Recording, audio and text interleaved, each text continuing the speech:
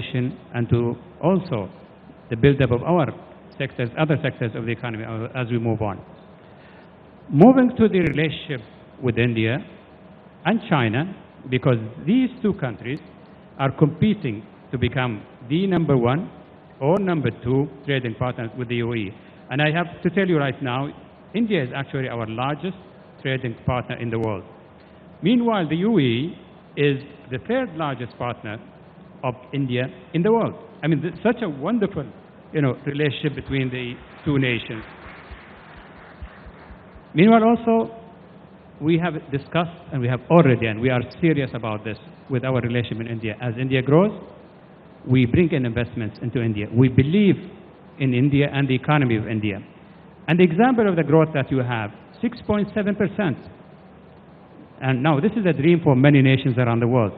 And what is even more interesting is that 2017 is expected to go even up to plus 7 point something. I think I don't want to go specific because as an engineer I like to be with the numbers, but I would say more than 7%.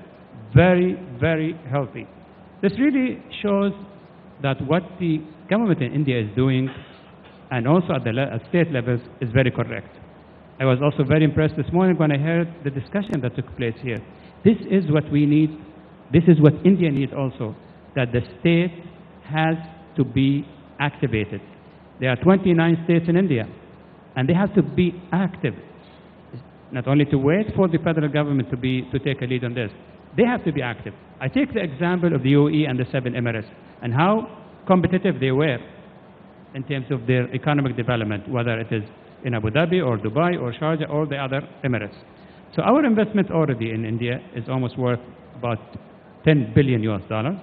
My expectation this will continue because it's very diverse from telecommunication, infrastructure, real estate, power generation, and many, many others.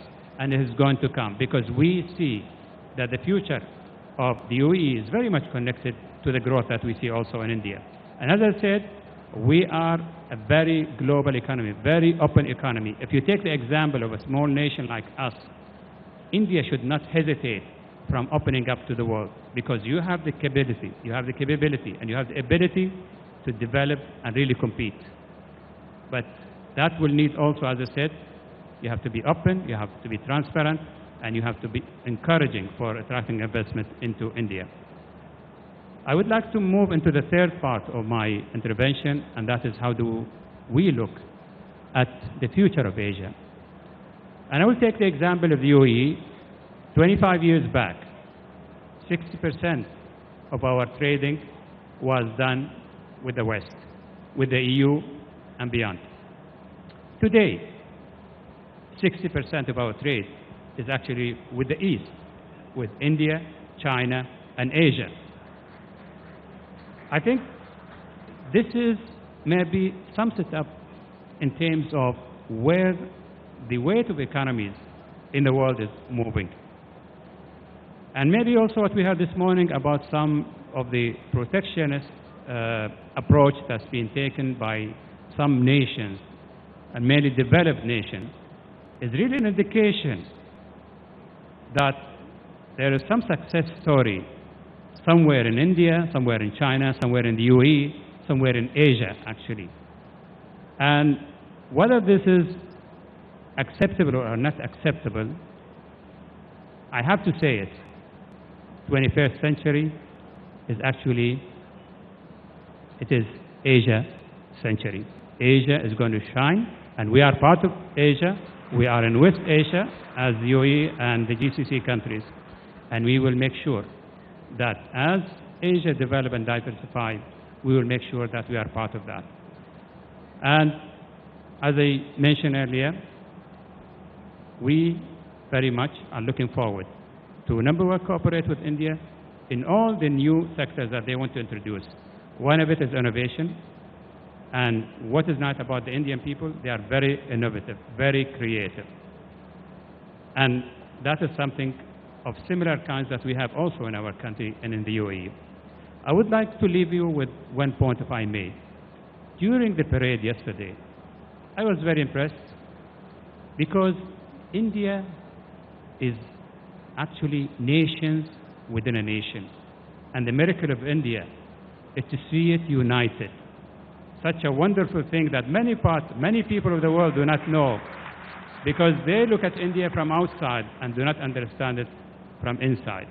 And I would like also to compliment on the leadership of the Prime Minister Modi and how he has actually positioned India in the world, positioned the relationship and recognized that relationship with the UAE as a special one. Thank you very much. Thank you very much, Excellency. Thank you. It's now my pleasure to invite Minister Tofil Ahmed from Bangladesh to address us. Minister Ahmed is no stranger to our partnership summits. I believe this is his third successive joining us at the partnership summit.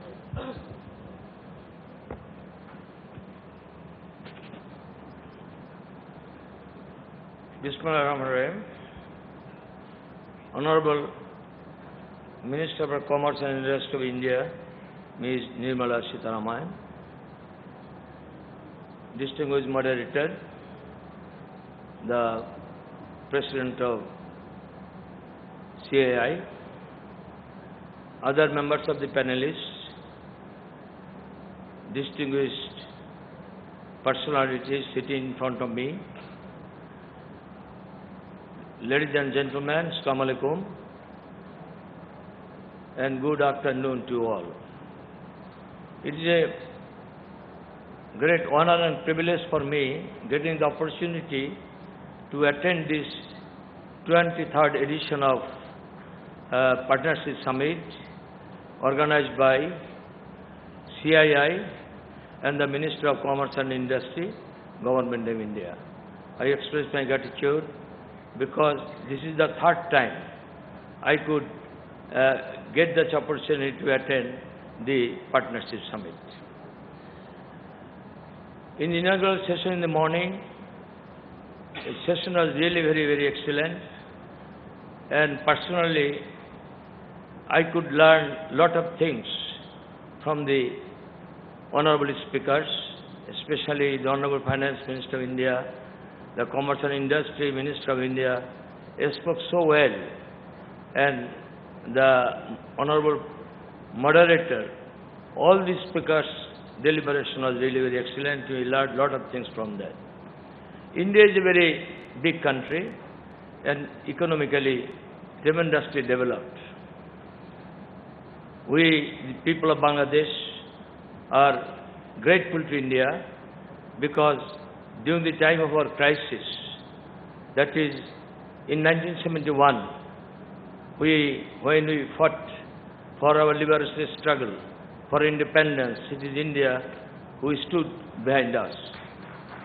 And we are really very grateful. And I recall from my memory the great leader, Bangabandhu Sheikh Mujib, the father of the nation of Bangladesh, who started a journey of developing his beloved country Bangladesh, having the support from India economically. Now, India and Bangladesh, especially the South Asian countries, we are working very closely. Last year, the Honorable Prime Minister of India visited Bangladesh and we signed many agreements. An Honorable Prime Minister of Bangladesh came to India before 2 months to attend BIMSTEC meeting, and she has a plan to visit India again very soon. India and Bangladesh, trade between India and Bangladesh is more than near about $7 billion. We import from India 6 billion, we export to India 700 million.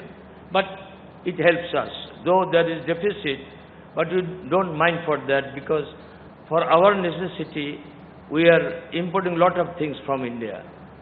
India is developing, as we came to know in the morning, and we know also that the growth of GDP of India last year was 7.6%. The GDP of Bangladesh last year was also 7.1%. For continuously last 10 years, GDP as Bangladesh is more than 6%. Our economic condition is very good. You all know we got a devastated country in 71 after liberation, but within these 45 years we have come to a position that people have started saying that the emergence of Bangladesh and its economy is really very bright. Our 72-73, our export was very limited, very small. Today it exceeded $34 billion. Our reserve is more than $32 billion. Our remittance is more than $15 billion. Current account balance of payment is surplus. So Bangladesh is also growing economically tremendously, and we have been classified that Bangladesh will be the next emerging 11. And we have signed the agreement of BBIN, Bangladesh, Bhutan, India, Nepal, for the connectivity. Now we are connecting ourselves for our economic development. And as a member of BIMSTEC, we are also closely working together.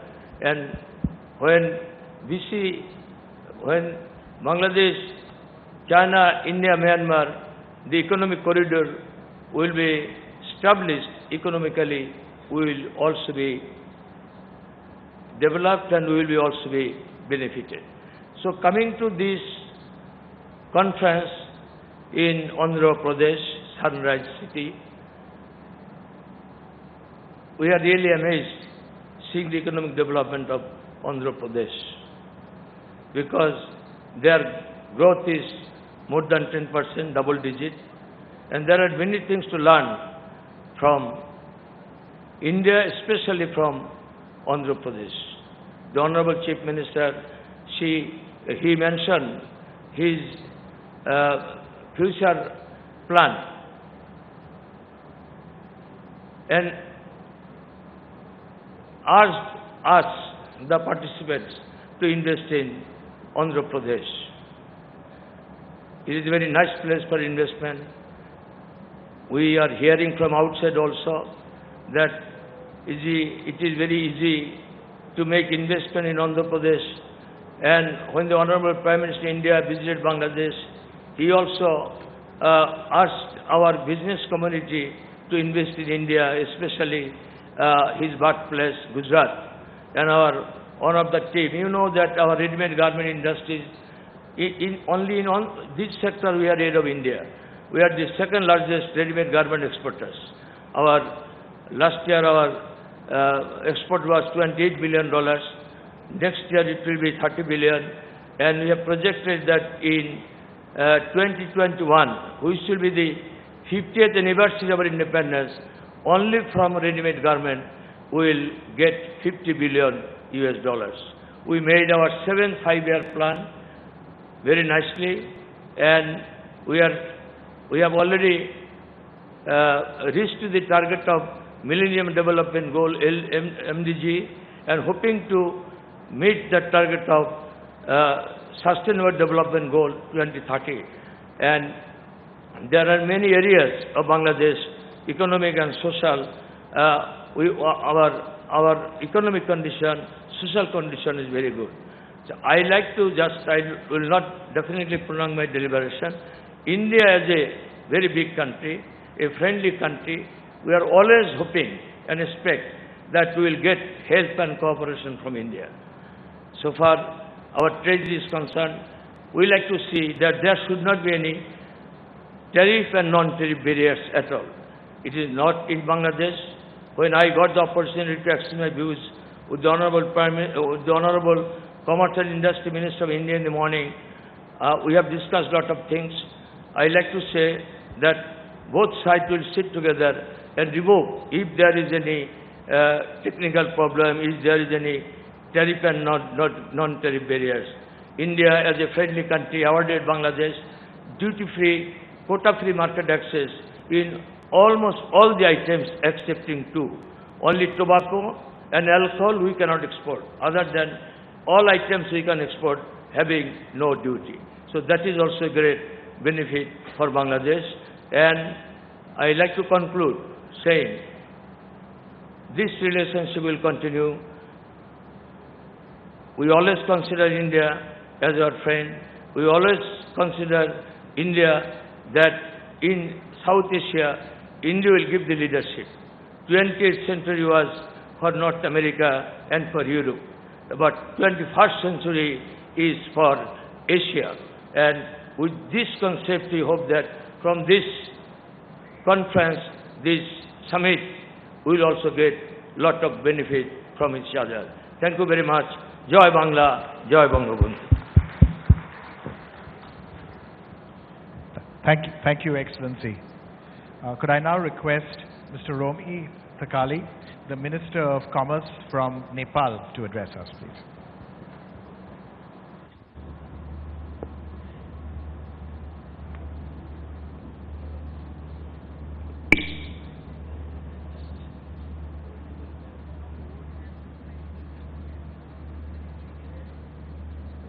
First of all, I would like to thank Her Excellency Nirmala Sitharaman, Minister for Commerce and Industry, Government of India, for her invitation and warm hospitality extended to my delegation in the beautiful city of Visakhapatnam. And member of this panel and honorable ministers. Actually, I came here with my very much hectic tour abroad because we as Nepali and from Nepal, India considers is our very friendly neighboring country, and we did not want to lose this opportunity. Coming in this event, I had a very good opportunity to understand how India is moving forward, and especially how Andhra Pradesh is moving forward economically, politically, socially, and in terms of tradition also. Maybe most of our distinguished delegates may have already aware of that Nepal has spent quite significant time of conflict around 8-9 years ago. Our conflict reminded about 10 years so long, and Nepal has a great appreciation. India undertaking the role for the peace to prevail in Nepal, which is ultimately now in process of completion of our new constitution, which is known as Federal Republic of Democratic Nepal. So in this regard, Nepali people and Nepal itself, government of Nepal has a special gratefulness to the government of India and people of India. Traditionally and culturally, and history shows that Nepal has a dependence in business with India. In one part, we are proud of that. Still today, 65% of our business activities and imports goods dominates Indian products to Nepalese markets. In compared to that products, our supply is very much poor, although we are very much optimistic because our Indian friends are coordinating how Nepal can move along with Indian economy together. And we are very much pleased for having this gesture towards Nepal and Nepali people. Thank you very much, Honorable Minister. Last year, Nepal has experienced devastating earthquake. No Nepali can't forget that the government of India has struck in a minute, in an hour, that they got the news that Nepal was facing this sort of natural calamity. I'm very pleased to say that Honorable Prime Minister Modi has declared within 3 or 4 hours that Nepal should be rescued from that disaster, natural calamity. And this is, I think, one of the milestone steps that Honorable Prime Minister Modi has taken so far.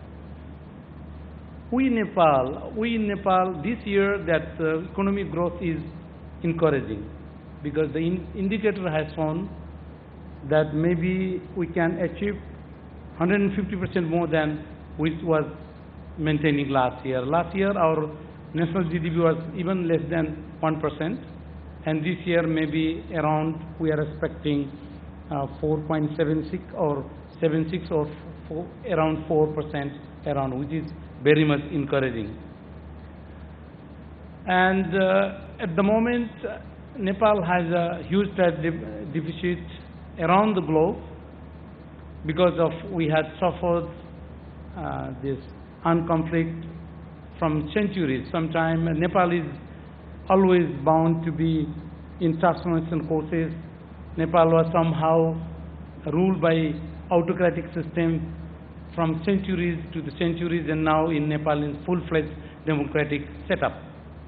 And the people of Nepal is hoping and moving towards economically growth. Nepal is focusing three sectors mainly, and Nepal believes that the hydropower could be the changer for Nepal economy, and maybe GMR somewhere. Thank you very much. GMR people are here, and they are doing very well in Nepal, and I know that you have some problems, and we'll try to sort it out.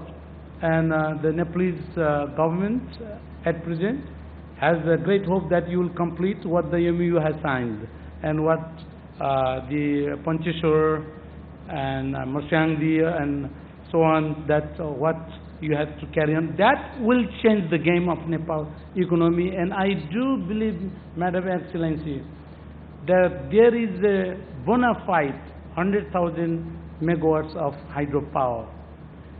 The expert says, I'm not the expert, but the expert says, if we do product scientifically, maybe there is a 300,000 megawatts of water power generation. That is we are looking for. We want to work with India and in South Asia. If we produce that energy, if we supply that power to Bihar and Uttar Pradesh, I request you, madam, why not you operate the electric train? And that will not only save the fossil fuels, that will ultimately save the energy and save the planet. This is what I strongly believe, and this is what the Nepal strongly believes. So, as emerging India, vibrant India, with Modi's gesture to the good neighborhood, we appeal and we invite the Indian investor to Nepal in hydro and service sector, and as well as, I think even in the Andhra Pradesh, I have known that, if I am correctly known, Andhra Pradesh is very culturally rich city, and maybe Nepal could be the best place for the Visakhapatnam peoples who believes in Ayurvedic medicine system. In Nepal deserves huge medicinal plants in our great Himalayas. Maybe Hanumanji took that booty to Sri Lanka to save the Ram. So I am the country from Hanuman took the booty, so please make the Hanuman like GMR people, coming into the Nepal without any fear, without any confusion, because Nepal has introduced our National Trade Integration Strategy 2016, which soon after I assumed the office, and we have introduced our Trade Policy 2015, and we have introduced our industrialized labor law, which makes conducive atmosphere now on to work in Nepal. Now, so on, I think Nepal could be the best place to invest for who really loves nature love and the environment-friendly energy producers. And another sector that Nepal is hoping for to generate that our two economically giant nations, although we have also a neighborly country, the northern side, the China, although it was also open border, but our free of movement is not as access as India, as we have a relation in India in terms of tradition, culture, religion. I personally do believe that we are defined only two countries by the sketch of the maps. Regardless, if we forget the sketch of the maps, the similarity of the people of India and similarity of the people of Nepal, I don't think there is any differences. Maybe I was trying to speak in this Visakhapatnam, Madam Excellency, with Kannada people. Maybe they hardly speak Hindi, but maybe 90% of the Nepalese people, they fluently speak the Hindi. So you have also language advantage up there. So the government of Nepal itself is looking forward to implement, to sustain growth, that to comply all the international commitments, which has we all are the signatories. Nepal being the least developed and landlocked country, which still needs to be facilitate that arrangement.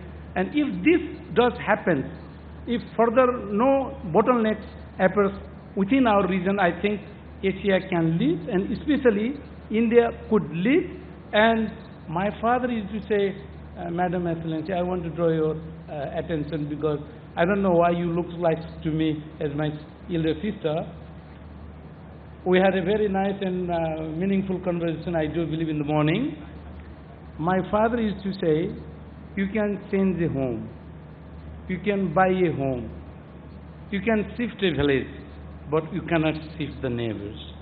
So you cannot shift me, I cannot shift you. If we move together, if we understand together, if we together, Nepal could be the hub for both for northern belt and the south belt. And this is what Nepal is trying to do. If this does happen, Nepal's economy will be boom.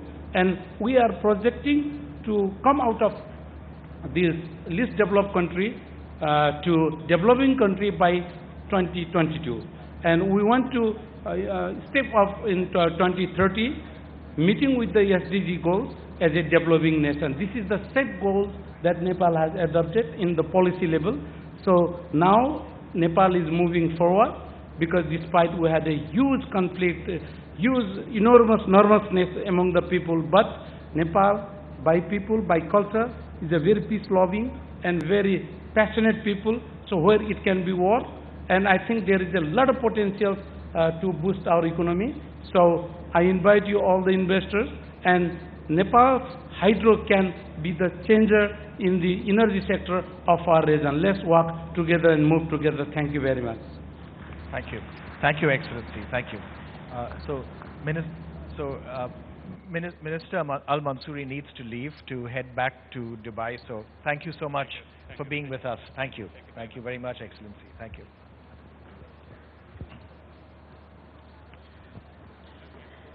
Could I now request Mr. Stepan Kubiv, the first Vice Prime Minister and Minister of Economic Development and Trade in the government of Ukraine, to address us.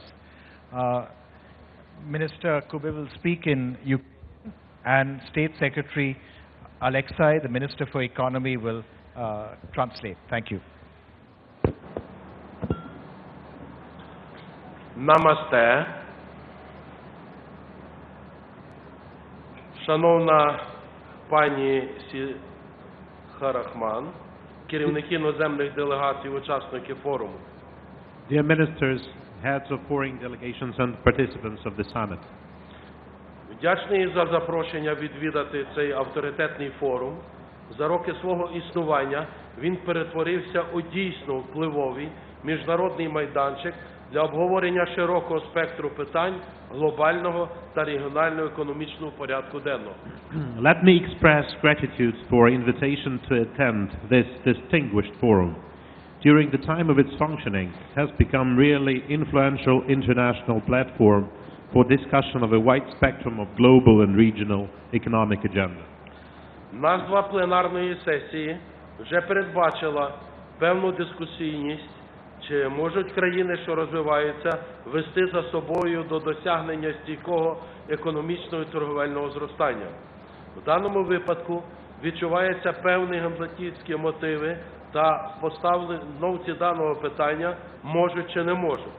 Водночас у своєму виступі серед усіх країн, що розвиваються, я хотів би передусім використати Індію, коли у 2008 році ВВП Індії в першій історії держави сягнув $1 трильйона США. Не стало для країни та її народу історичною подією з ознаками свята. Цей факт широко обговорювався політиками, громадськими діячами, журналістами, іноземним дипкорпусом. Зовнішнім іншою була ситуація в 2015 році, коли ВВП Індії перевищив позначку в $2 трильйони США. Та подія вже залишилась малопомітною і стала темою для обговорення хіба що окремих економістів і статистів. Зараз індійська економіка неухильно, вельми швидкими темпами наближається до 3-трильйонної позначки у своїй економіці. The name of the plenary session itself has already prescribed in some way the readiness for debates, whether developing countries can lead to the sustainable economic and trade growth. In this case, we feel some Hamlet's motives in this question, like to be or not to be. Meanwhile, in my address, I would like to highlight India among all developing countries. When in 2008 the GDP of India achieved $1 trillion for the first time in its history, it had become for the country and its people a historic event with signs of celebration. This fact was widely discussed by politicians, statesmen, journalists, foreign diplomatic corps. However, the situation was quite different in 2015 when GDP achieved $2 trillion. This event was not in the public eye and only some economists and statisticians discussed it. Now the economy of India steadily and very rapidly is getting closer to its $3 trillion mark. Індія повинна бути і буде серед локомотивів не лише азіатського, але й глобального економічного зростання. Думаю, що всі присутні в цій залі, іноземні гості, можуть по-доброму заздрити безпрецедентно високим темпам зростання індійської економіки, які спостерігаються протягом останніх років. India has to be and will be among locomotives of not only the Asian but also global economic growth. I think all the foreign guests of this event can friendly envy to unprecedented high rates of economic growth of India witnessed for the last years. It's a deep history when India was mainly famous for its elegant culture and architecture, very rich history, philosophy, traditions and even exotics. Індія нині також може вести за собою, завдяки своєму величезному людському та інтелектуальному потенціалу, високому розвитку технологій у цілій низці сфер. Ключова роль Індії посилюватиметься і по мірі реалізації масштабних соціально-економічних реформ, які проводить нині уряд на чолі з прем'єр-міністром Моді. Now India can also be a leader due to its huge human and intellectual potential, high level of development of technologies in different spheres. The key role of India will be increased by fulfilling of large-scale social and economic reforms that are pursued by the government of India with the Prime Minister Modi on the chair. З одного боку, Індія продовжує бути зацікавленою в отриманні додаткових масштабних капіталовкладень для розвитку своєї економіки, інфраструктурного та промислового секторів, і вона отримує, цілком можливо погодитись з твердженням прем'єр-міністра Моді стосовно того, що Індія стає найоптимальнішим і найприбутковішим місцем для іноземних капіталовкладень. Це підтверджує величезний індійський фінансовий потенціал. Проте, з іншого боку, Індія поступово і досить авторитетно перетворюється з реципієнта в донора інвестицій. І це нині визнають усі провідні держави світу. Тому недавно, що у своєму виступі на нещодавньому економічному форумі Vibrant Жуйрат, глава зовнішньоекономічного відомства Франції Жан-Марк Євро серед ряду двосторонніх пріоритетів індійсько-французьких відносин згадав зацікавленість Французької Республіки у утриманні індійських інвестицій. І така ситуація могла здатися цілком фантастичною ще 2 десятиліття тому. Financial potential of India is very huge. On one hand, India is continuing to be interested in receiving additional large capital investments to develop its economy, infrastructural and industrial sectors, and so far India gets it. I can absolutely agree with the Prime Minister Modi's statement that India is becoming now the most optimal and the most profitable region for foreign investments. Though on the other hand, India gradually and quite actively is being transformed from the recipient of investments into its donor, and is acknowledged by all world-leading countries.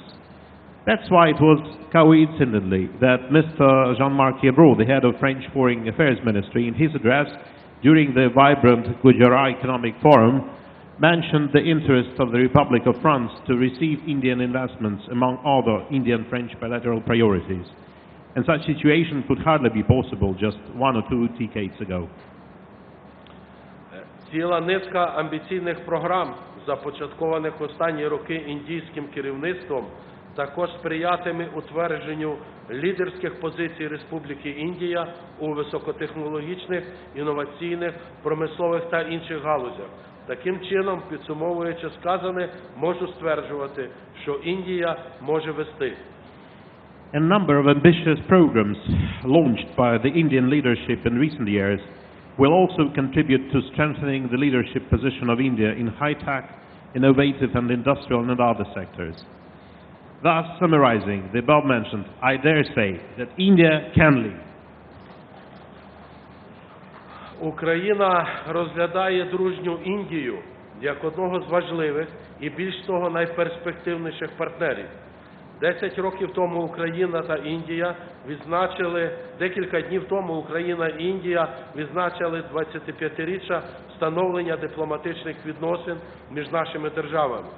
За чверть століття ми розбудували досить активне співробітництво за цілим рядом напрямків. Проте я зі значно більшим оптимізмом дивлюся на наступні 25 років українсько-індійських відносин. Протягом декількох років в українсько-індійських відносинах спостерігалася стагнація у двосторонніх контактах, суттєве падіння двостороннього торговельного обороту. Ці явища значною мірою були викликані добре відомими вам подіями, пов'язаними з анексією Криму та збройним конфліктом на південному сході нашої держави. Проте у минулому році, вперше за декілька років, зафіксовано досить значний ріст двосторонньої торгівлі на 20%, суттєво активізувалися українсько-індійські політичні, культурно-гуманітарні зв'язки. Вперше в своїй історії наші держави планують вийти на спільні масштабні економічні проекти у високотехнологічних галузях. Ukraine considers friendly India as one of the most important and indeed the most promising partners. 10 days ago, Ukraine and India celebrated the 25th anniversary of establishing diplomatic relations between our countries. For this quarter century, we have built up quite active cooperation in a whole range of directions. However, I remain much more optimistic about the next 25 years of Ukraine-Indian relations. For several years, we were witnessing stagnation in bilateral contacts and decrease in trade turnover between our countries. These effects were caused mostly by well-known events related to the annexation of the Crimea and the armed conflict in the southeast of Ukraine. However, last year, for the first few years, it was recorded quite considerable growth of bilateral trade, up to 20%.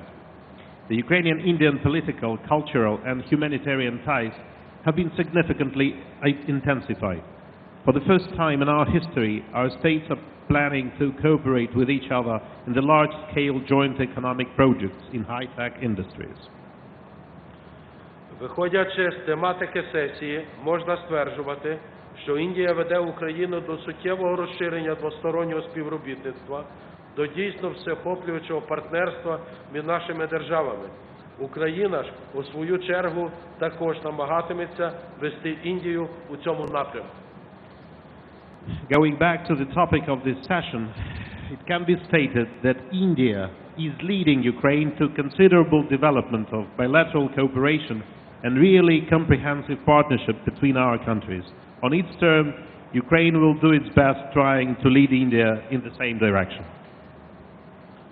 Новий уряд України ініціював всебічні реформи в країні в економіці, системі державного управління, оборони, науці та освіти, а також інших сферах життя суспільства.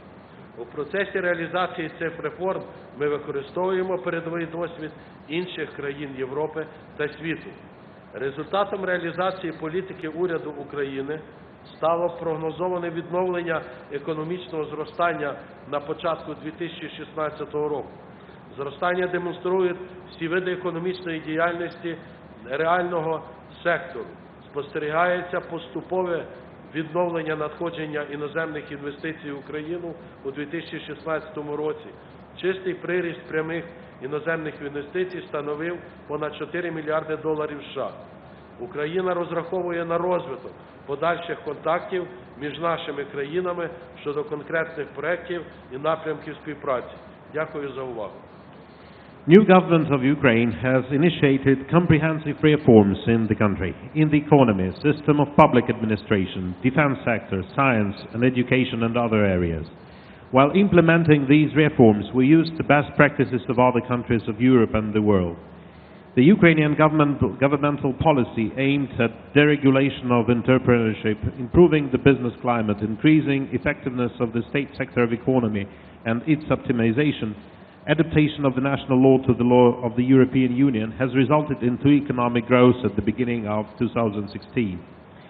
The growth is shown by all economic spheres. Foreign investment is gradually coming back to Ukraine. In January-November 2016, net increase of the direct foreign investment was $4 billion. Ukraine is looking forward to developing further bilateral cooperation on specific projects and areas. Thank you for your attention. Thank you.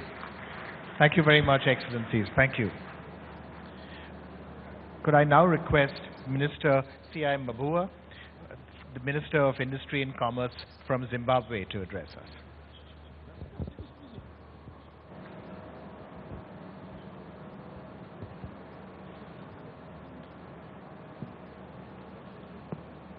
Thank you very much. Since it is the first time for me to take the floor, allow me, Mr. Moderator, to please express my gratitude on behalf of my delegation from Zimbabwe, delegations from Africa, and indeed on my own behalf to express my sincere gratitude for the warm welcome that we received ever since we touched the soils of India. I would like to mention that it was really outstanding that you did not only prepare to meet us here at the local airport, but I was pleasantly surprised that when we got to Bombay, your people were already waiting for us.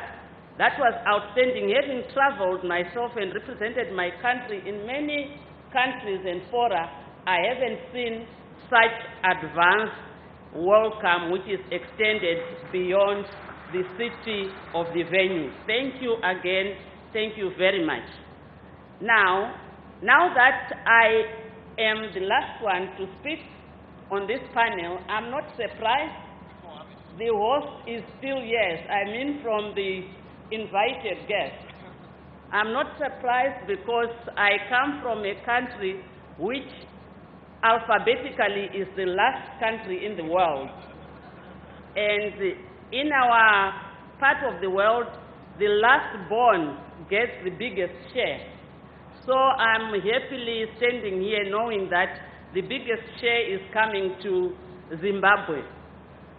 Indeed, I learned this morning that Africa has decided to send, at the end of the day, Zimbabwe to represent them at this very important summit. So I will try to give my intervention on behalf of Africa, and I think I'll do justice to that and then narrow it down and be specific to Zimbabwe.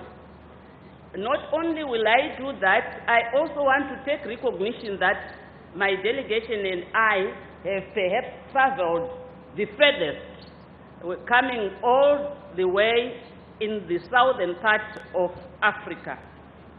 Thank you very much for this invitation.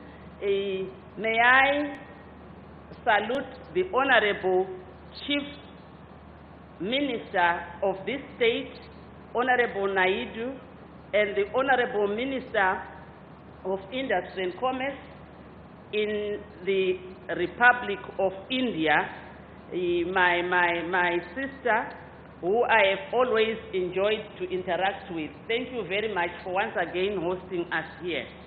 Yes, the topic is towards achieving economic and trade growth, can developing countries take the lead?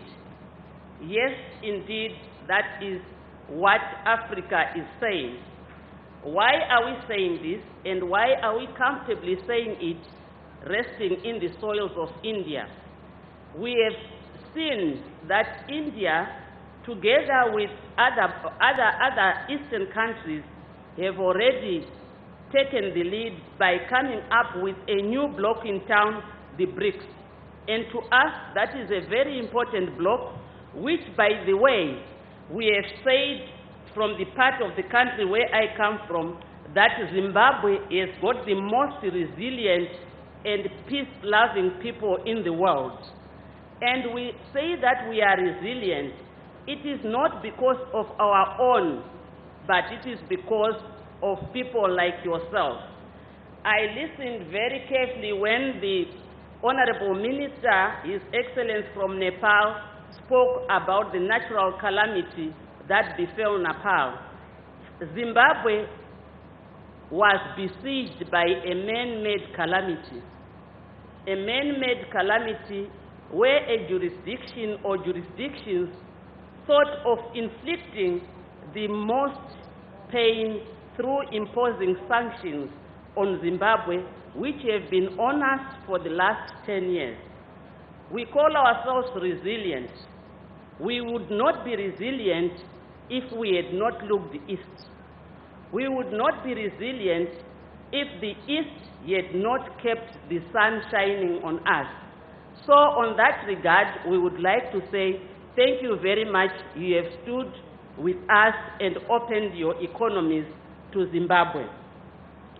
Having said that, let me start by saying there is a huge potential for joint venture partnerships and opportunities that exist across the whole value chain for investors in manufacturing, investment itself, industrialists, and the public sector as well. In all these investments, such as agriculture and agro-processing industries, mining and mining-related industries, manufacturing, energy, infrastructure, forestry, among other sectors. It is important to note that Africa is open for investment and it is also open for trade. Let me hasten to mention that as Africa, and in particular Zimbabwe, when we are open for trade or encouraging trade, we mean trade from bigger economies, trade in countries such as India, trade in big investments such as trade in technologies. Our industries are rallying behind obsolete equipment, and we imagine that we can be equipped through yourselves trading and selling to us the technologies that that I was seeing this morning. And Zimbabwe in particular, for example, is a believer in people-to-people connections, in business-to-business connections, in city-to-city connections, and in state-to-state connections in order to have sustained growth. Once this is achieved, developing countries and emerging economies can work together in the rapidly changing global economy in that order. Bilateral and regional investment treaties must continue to be embraced and enhanced in order to drive growth and sustainability in the emerging global economic order. Regionalism must address the following issues which have been partly responsible for the poor record in the past. These include, but are not limited to what I will articulate. 1. Industrialization for developing countries in order to facilitate sustained trade, which is heavily skewed in favor of developed countries. This has been one area that we have been observing. Overlapping membership of competing groups should be resolved to allow a clear political commitment to particular country groupings. Then, for a common market to function, its members at least need to be at peace. The wars and conflicts in a number of regions have devastated transport networks, communications, and other basic infrastructure. Ways must also be found to involve the private sector in the integration process. It should not be expected that all private sector groupings will favor regional integration. In some countries, companies may fear low-cost competition from elsewhere in the region and may take quite a protectionist stance. The participation of consumer groups and other non-governmental organizations should be encouraged, as these groups can also gain from exploiting the opportunities for greater intra-regional trade. Given the disparities in economic weight that exist between members of some groupings, new policy instruments to deal with the fears of economic polarization must be found. For example, allowing weaker members for time to liberalize, compensation schemes, regional investment banks, or structural solidarity funds such as the Food Security Financial Instrument. Also, dispute settlement mechanisms need to be strengthened, and ways to ensure policy credibility must be put in place. Investors need to have confidence that integration measures will not be reversed and that barriers to regional markets will not be reinstituted overnight. I wish to advise the Indian business community to seriously consider South-South cooperation in the fields of trade and investment and in finance. With Africa, India is well poised to establish a foothold in Africa, given that Indian investors are not hesitant to invest in Africa due to their good understanding of the dynamics of the region and their willingness to take business risks in different environments. Let me take this opportunity to inform you that Zimbabwe is being guided by a macroeconomic development framework which seeks to promote value addition and employment creation. And as I was listening to the sessions that took place in the morning and the messages that were coming across, I saw a lot of opportunities that seek to enhance business interactions between Zimbabwe and India. I'll just mention a few that I found were worth my mention so that we could see how we could engage. As I was listening to the Chief Minister this morning, that they've gone onto a project that is linked two rivers, I say to myself, oh, here they are. There is huge infrastructure development here. A state that has got 5 airports. What else can they fail? In us, we are a landlocked country. if these investors could come earnestly and consider perhaps widening our rivers that are linked to the Indian Ocean, wouldn't we get, at the end of the day, some sellable waters that would link us to the ocean, that would make it easy? Why don't we? It's a dream that we have. We have a river called the Sabi River, which flows into Zimbabwe from the Indian Ocean, from Mozambique. And what we lack there is serious infrastructure development. Now that I am here in the #1 state of India, I was just thinking to myself that with serious investment, we could have arrangements on BOOT or BOT so that we have such investment coming in. Yes, as we look at industrialization ourselves, we are cognizant that we are a small economy, and we are cognizant that we should start from somewhere. We look at industrialization and the manufacture of mainly consumable goods. Consumable goods can only be manufactured if we have efficient technologies, efficient machinery that we could come up with and get into joint ventures with you, or for that matter, that India could sell to Zimbabwe. Technologies that will promote the replacement of our equipment which is obsolete, and as a result of this results in us consuming a lot of utilities. We are consuming a lot of water, we are consuming a lot of energy because of the obsolete equipment. There is an opportunity for Indian companies, therefore, to help us to re-equip. There is also opportunity for Indian companies to help us get into green industries and modern technologies, as well as alternative sources of energy, as well as renewable energy. We have special economic zones back in Zimbabwe, and this is the time when we invite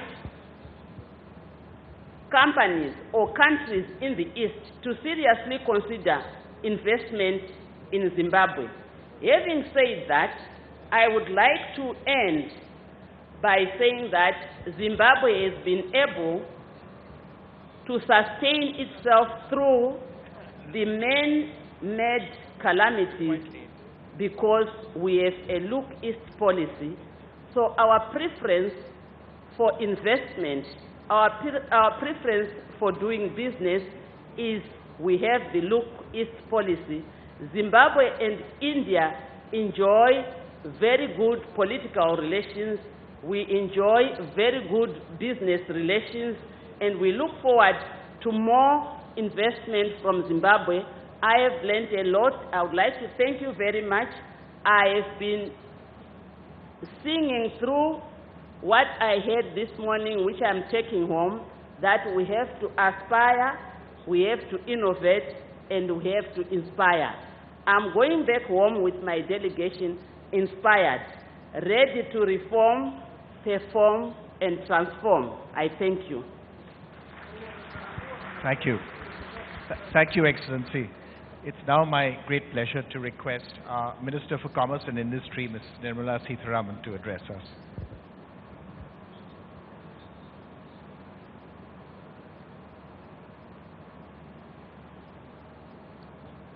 Thank you, Naushad Forbes. Your Excellencies, I think fairly good justice has been done already to the topic towards achieving sustained economic and trade growth. Can developing countries or developing economies lead? I think justice has been done to the topic with the elaborate presentations of the ministers, the honorable ministers from United Arab Emirates, Nepal, Ukraine, Bangladesh, and Zimbabwe.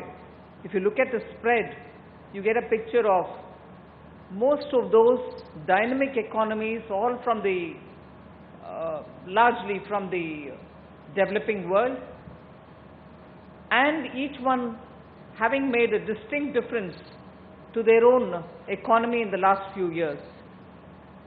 We are talking in a state which is striving to be in ease of doing business in the top 15 global rankings, not just India rankings. But we are talking in an India which is in a cusp of change and being led by a Prime Minister who wants, as I said in the morning, wants to condense the time during which major reforms and major transformations can happen. But as things stand, can developing world lead? Is a question with an obvious answer. And I suppose that answer has been reinforced by each one of the ministers who spoke this morning in this session. And it is just not a aspirational statement. It is clearly proven that while developed countries who we habitually look up to, who we customarily think that are moving forward, are today reaching a plateau where if there is a growth of 1.2, 1.3 or less than 1, it's remarkable. Given the global economic environment, if you had economies in Europe telling you we will probably manage crossing 1% with a very big smile in their face, you can imagine what is the plateau they have reached. And these are developed economies which underwent not one stage but 2, 3 stages of industrial revolution. And if today their dependence on reaching a single-digit growth, 1%, 2% and so on, is itself remarkable, I would like to contrast that with what is happening in many of our economies, be it India, be it China, be it many of the Southeast Asian economies, be it also some countries in Africa. You had the senior minister from Bangladesh telling us as to what is the level of growth that they are talking about. All of us may have income disparities, may have regional disparities, but irrespective of the fact, today we have areas within our countries which can face up to the challenge of digital revolution, which can face to the challenge of Industrial Revolution 4.0, robotics can come in, some segment of our industries can benefit from it. We are also talking of agriculture, sustainable agriculture.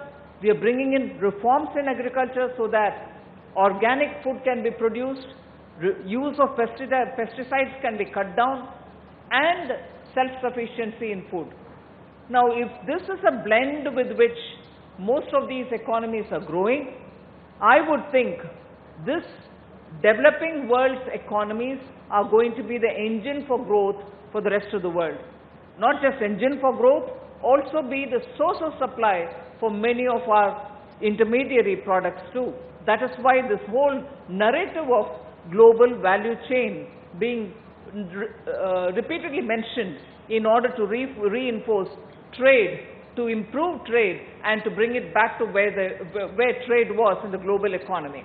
And therefore, whether it is the knowledge-based services, IT sector-based services, with which India-like country, Philippines-like country are dealing with the Western world, which is aging, which requires all the kind of assistance, even to run their railway stations, to run their industry. Silicon Valley, which probably does best of innovations globally, and we come third in the ranking, still has our knowledge bank sitting in Silicon Valley and doing the necessary work to move the knowledge world into the 4.0 segment of industrial revolution. If that is so about IT and IT-related IT-enabled services, what about our pharmacy, our pharmaceutical capacities? Globally, any part of the world, you would go, you would find that the bulk drug sourcing happens from India. Now, there are other countries which are also hoping to catch up with this pharmaceutical revolution that India has made. And therefore, whether you're serving an advanced economy like Australia, whether you're serving an advanced economy like USA and Canada, or you're looking at economies from Africa, bulk drugs from India are the main source of healthcare. And I've had delegations coming from South America, Argentina-like countries, which want to know how we reach bulk drug supremacy. If that is IT-enabled service, then pharmacy. I was talking about agriculture.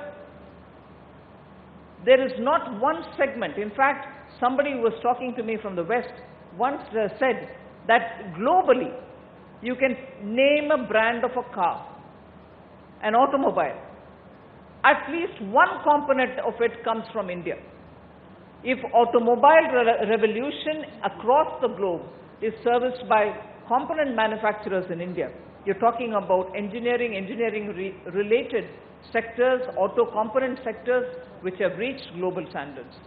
So whether you're talking of agriculture, food security, whether you're talking of pure science, whether you're talking of technology, application, healthcare, education, it is the developing economies today which have cost-effective solutions for most of the industrially advanced societies' requirements.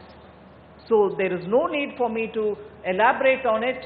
We may still be dependent on some of the sectors to get some raw material or some intermediary products from somewhere. But globe realizes today if the engine of the world's GDP has to move faster, it has to move faster on the back of developing countries. So sustainable, it should be made more and more sustainable by ensuring that small and medium sectors which have in situ job creation capacity are the ones which are going to get linked to this global value chain so that the benefits can reach all. The disillusionment because of that income disparity, few people holding massive assets and few others being denied, or large section of it being denied, should be carefully avoided so that in the forthcoming future, as we move forward, we do not create greater tension in the society. And that's where I think today, if we can support a sustainable growth in both trade and GDP, it is through the developing countries, but for that, care should be taken that income distribution is much more generously based. The whole discussion on universal basic income, therefore, has started acquiring merit, but that's an area which India has to wait for longer to understand and study its implications. But globe is being led by developing countries. I think the tag should now change. They are the engines of growth. They're no longer developing. They're pulling the world along. Thank you very much. Thank you very much, Minister. Thank you not only for your address, but for, I think, so perfectly wrapping up this session as well. I think your message that what we need is vibrant trade, trade that is sustainable, trade that is inclusive, and that really gets everyone participating in the growth process through countries across the world and within our own societies. Thank you. All that remains for me now is to thank our panelists for their addresses. Thank you for your participation. Thank you for making the journey to be with us at this Partnership Summit. We appreciate very much your presence here, your participation, and your friendship. Thank you very much. Thank you very much, Mr. Naushad Forbes, for moderating the session. And thank you to all the dignitaries and panelists for throwing light and sharing their expertise on this first plenary session for the day. Ladies and gentlemen, in a very short while, we shall begin with our second plenary session.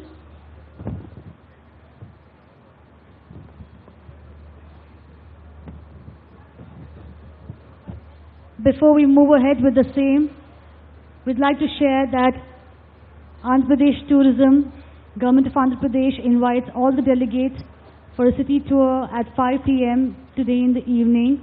You can register your names at the AP Tourism stall number 3 and 4, opposite hall number 2. The city tour comprises of the Central Park, musical fountain, the Kailas Giri, the Hilltop Park in the city of Visakhapatnam at about 360 feet height, overlooking beaches and the smart city. Also, the Telugu Museum atop the Kailas Giri is one place showcasing the historical significance and evolution of Telugu language.